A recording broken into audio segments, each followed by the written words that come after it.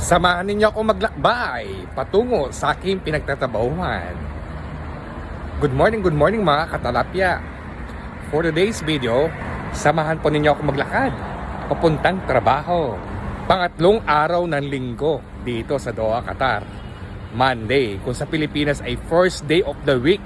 Ngayon ay Lunes, March 11. Unang araw ng kanilang season na Ramadan na nagpa-fasting sila. Hindi sila nakain ng start ng 3 o'clock AM in the morning hanggang sa hapon yung tinatawag nilang pagputok ng kanilang signal para kumain.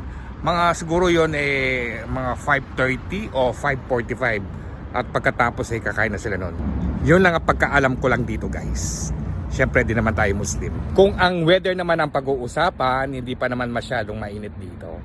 Kayang-kaya pa itong lakarin at nakaka-enjoy naman. Sa timing ng aming pagtatrabaho dito ay kumbaga pinaiksi lang yung aming oras. Dati ay 8 hours yung aming trabaho, pero ngayon ginagawa lang ng 6 na oras lang.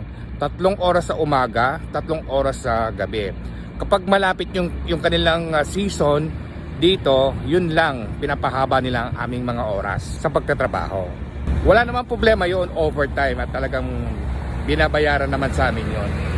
Basta masipag ka lang. Ngayong season nila ay matrabaho. Maraming gagawin sa shop. Naku. Yun nga lang, talagang mananakit yung katawan mo sa dami ng gagawin sa trabaho. Kaya kailangan dito energy at maraming pahinga kung kinakailangan. Ang hindi lang kagandahan dito, yung mga ibang nagpo-fasting ay minsan ay mainit ang ulo sa kadahilanan talaga na yung fasting ay talagang nakakagutom talaga at iikli lang talaga yung pasensya mo kapag ikaw ay nagpa-fasting. Yun lang ang nakikita ko yung kanilang fasting month, parang 29 o 30 days ata yung ang kanilang ginagawa. O paano? I-off ko muna itong ating camera at tatawid tayo ng kalsada. Ang kinagusto ko lang nitong season na ito ay mapapaikli lang talaga ang iyong pagtatrabaho. Imagine, 6 na oras ka lang magtatrabaho kumpara sa regular na oras na 8 oras.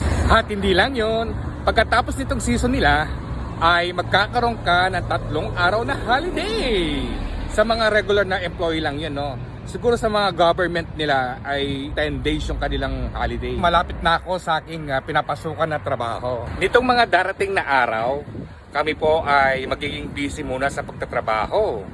At pagkatapos nito, ay nako, malayo na naman kami sa mga oras namin. O, nandito na ako sa aking pinagtatrabahuhan. Magbubukas muna tayo, ha?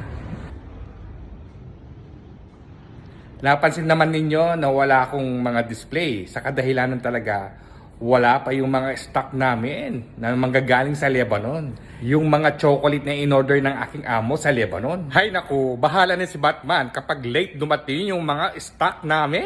Wala kaming magawa kung ganyan ang amo namin na mahilig sa mga late.